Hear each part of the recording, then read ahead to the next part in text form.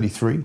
We are here, of course, until 10 o'clock. Kelvin Mackenzie coming up on UK Live Online. Right now, I'm going to talk to Anneka Svenska, who is a wildlife presenter, broadcaster, journalist, animal welfare campaigner, known for her conservation work and her Animal Watch channel. Anneka, welcome. Nice to see you. Yes, nice to meet you. Good to see you. Now, listen, before we start, so that people get a bit of context to what we're going to talk about, let's have a look at a clip.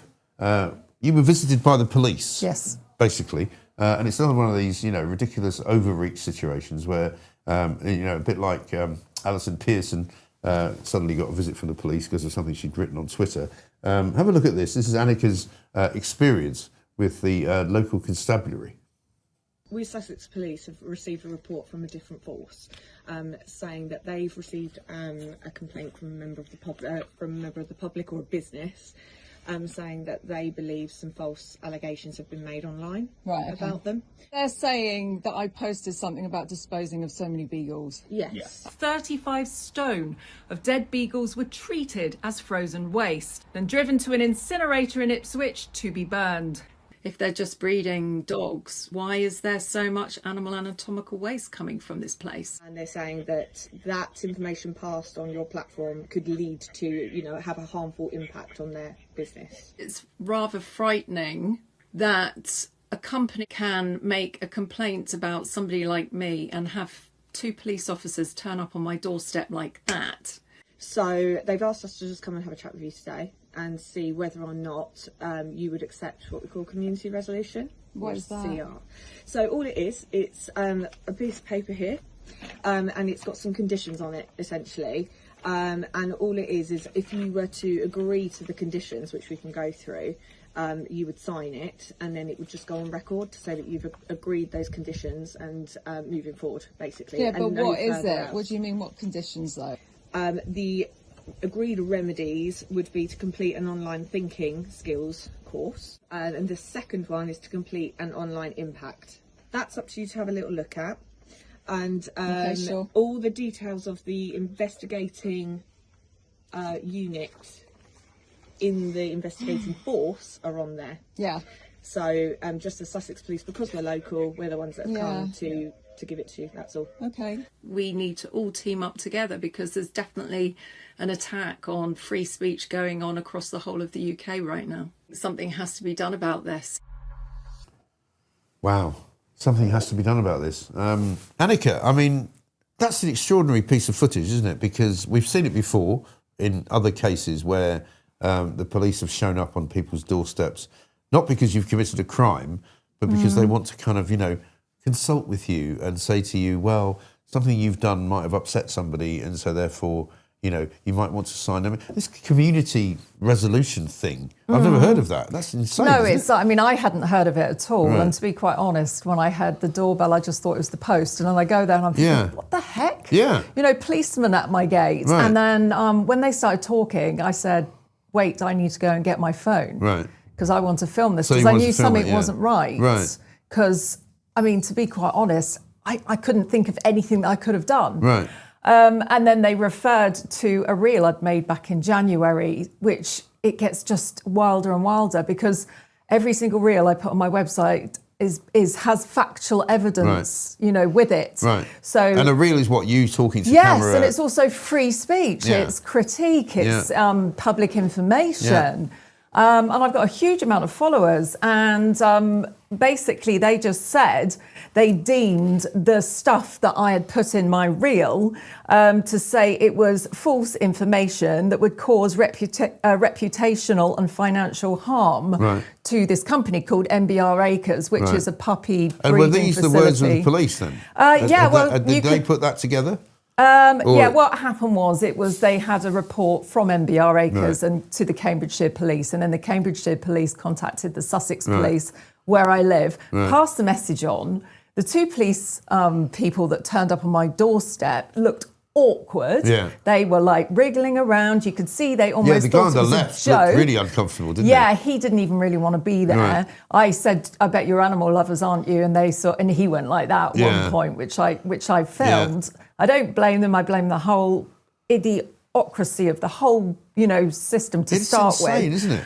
Wasting time on me. Right. Because for a start, the moment I consulted this lawyer she laughed when Right. she saw it, and she said, "Yes, but it's completely factual. You base this reel on a consignment note Right. that's already in the public domain, Yeah. floating around. Half a dozen other websites have already covered this." And you're talking about a company which is experimenting effectively. Oh, well, I'll on tell you about MBR dogs. Acres, right? MBR Acres has a massive reputation. They're based in Huntingdon, and there's Camp Beagle, which is like a non-stop protest group that are pitched Yeah. outside. Yeah. And I think they're just feeling the heat. Because in America right now, it seems like animal experimentation might be winding to an end. Right. Ridgeland Farms is a massive beagle breeding facility in America, was found to be fairly abusive to some of the dogs, which got it closed Yeah. early. And I've been covering it. Now, my main job is covering, dogs and wildlife, but I have a side animal activist sort of thing that I do. And I've always supported closing down of MBR Acres, but I'm always very factual with everything that I do. So this reel was about a consignment note from a Stericycle disposal company that were disposing of 224 kilograms of anatomical animal waste, which is basically bits of dog, Right. in a bag. That's a lot of kilograms, isn't Yes, it? but 224. he said to Camp Beagle, confidentially, he said you can use this information, but I don't want my name to be mentioned. Right. That they were coming approximately twice a month. Right. Okay, so that adds up to just under half a ton a month, which is a huge And amount. how many, without wishing to be too unclean, really? I mean, how many dogs would that be? Do you know, I don't know, because I'll tell you what, they breed approximately, it says on the internet, they breed 2,000 beagles a year. Right. But what people don't understand in the UK, now the UK is a massive dog nation, aren't Yeah, we? of We course. love our dogs. We love our dogs, yeah. Regardless. We do. We do a pooch's pooch at the end of every Yeah. show, with a dog doing something funny, What people don't realise is MBR Acres, they breed these beagles, which they sell to laboratories to do animal tests on. Yeah. The horrible thing is sometimes the testing is actually for vet medicine for other dogs, for your dogs. Right. But what they have on site, which I'm trying to actually get out to the English public, which I find quite disturbing, is they have their very own sort of on-site test lab. And in it, they have a license from the Home Office. And I have the license here. You can get it from the Home Office. It's a license to bleed dogs dry of their blood.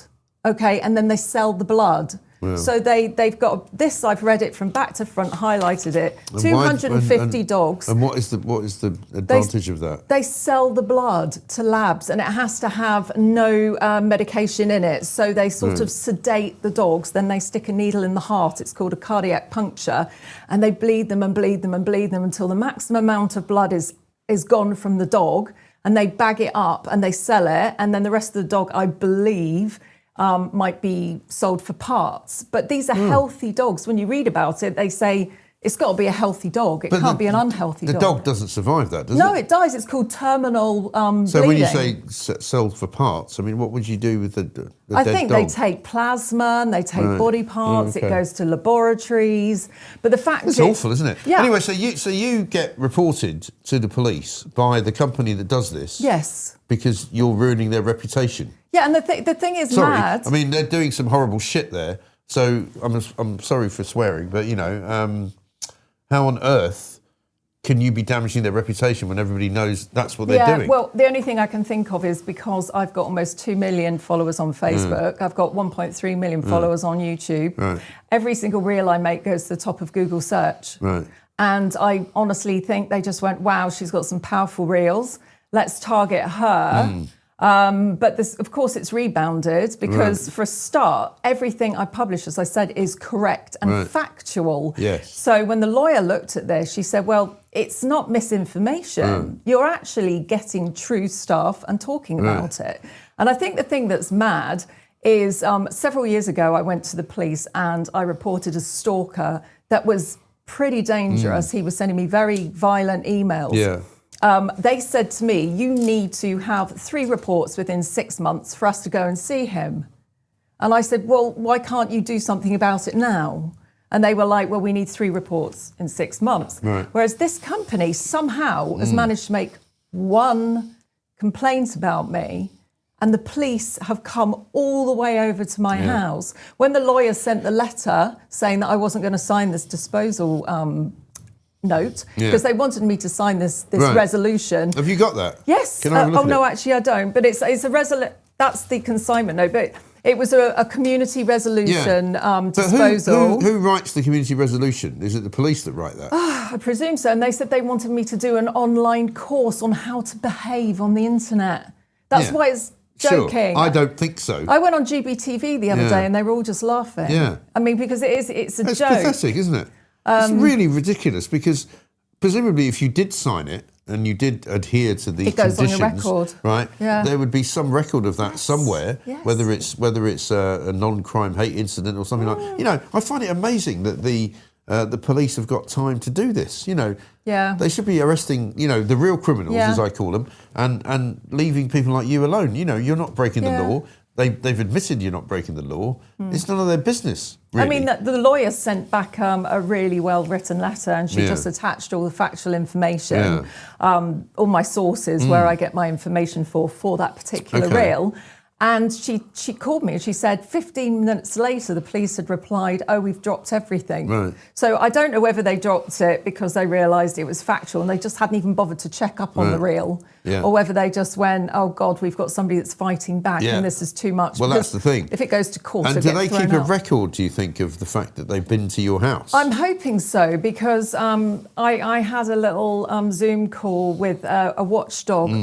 It's a guy that does sort of policing of all these online, police visits. And we had a little chat on the phone yesterday and he said he'd like to see all of the information. He'd like to see the information between MBR Acres and the Cambridgeshire Police and the Cambridgeshire Police and the Sussex Police. Yeah.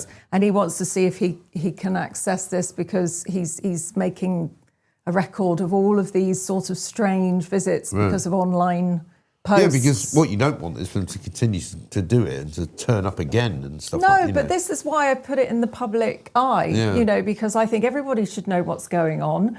I'm also concerned there might be some other people that are getting police visits and they're crumbling and they're signing these forms and they're getting something on their record when actually they don't need to have anything on their record because they haven't done anything wrong, apart from having their own opinion and free speech. And we all have our own opinions in life.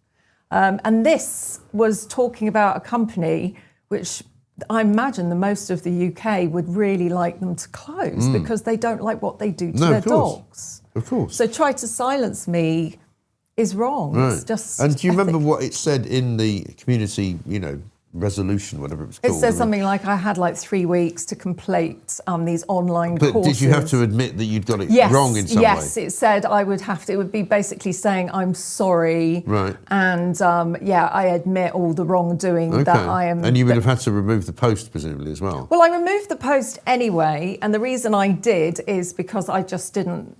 I wanted to think about what was in the reel and just double check all my the stuff because it was back in January and I couldn't remember. Sure. And then when I went back and then I checked all of the stuff that I'd used to make the reel, it was all factual. It was all there. Yeah.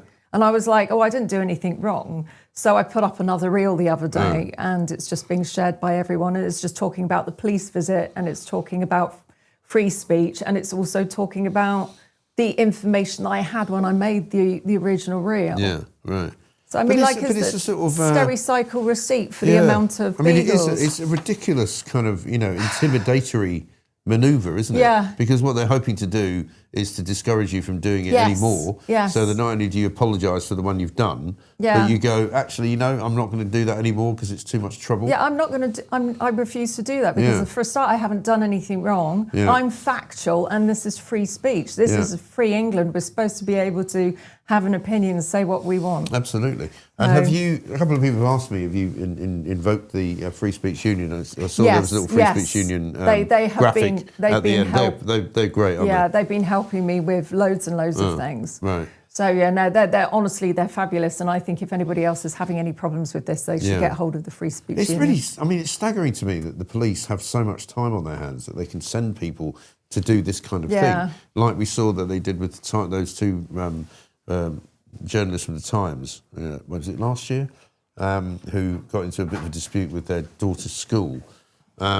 and a few emails were exchanged, and suddenly the police, like 5 police officers turned up and took them away and put them in a cell for like 4 hours. I don't know what's going on. I mean, even Camp Beagle told me that the Cambridgeshire police paid a visit to a 101-year-old man, a couple of years ago, and he felt incredibly harassed and terrorised by the visit. Of course. Just because he supported Camp Beagle. It's just mad. It is, but it's intimidatory, and it's being done for a reason. They want you to stop doing what you're doing, and that's really, to me, incredibly undemocratic and completely out with their remit. I mean, the police should not be visiting people who haven't committed a crime. No, it's none of their business. I don't like the times we're living in right now. It's giving me spooky 1984 vibes. Yeah, totally. Something has to be done about this. This can't carry on. No, it's good that you highlighted it, and it's great that you've come in and talked about it, because I think a lot of people will be horrified, as many people are actually. We're seeing some of their reactions. Can I just say, this is all, people can write to the Home Office if they want to read about Camp Beagle. This is all under the freedom. You can get this. Where can they find all of it? They have to write off for to get all the information, and they'll say, "Can we have this?" Because Camp Beagle's ask for it, and they just get a redacted copy, which they sort of black out the bits they don't want you to see. But this is in the public domain, so therefore I can talk about this because this is out there. Everything I do, I talk about. It's never on a rumour, Well, it's extraordinary. It's an extraordinary story. And thankfully, you're strong enough to have dealt with it, but not everybody would be. No, that's why I'm a bit concerned. I think some people will be a bit more frightened of this, and I really don't want them to sign these forms. I want them to get legal advice, maybe go to the Free Speech Union, and then just see what their options are. I just think this new thing that's being, reeled out by the police is rather terrifying. But this is my job. I am a presenter. I give out information. I put it in the public domain. It's not malicious. It's public information. It's I just want factual people to know. Reporting. Yeah, exactly right. Some people would call it, decent campaigning journalism, actually, and you've got no business interfering in it. Well, listen, Anneka, great to see you. Thank you. You too. We wish you luck. Thank you very much, Anneka Svenska. If people want to find your webpage, what everywhere. They look for? If you just go on Facebook, you'll just type in Anneka Svenska official. YouTube, it's Animal Watch.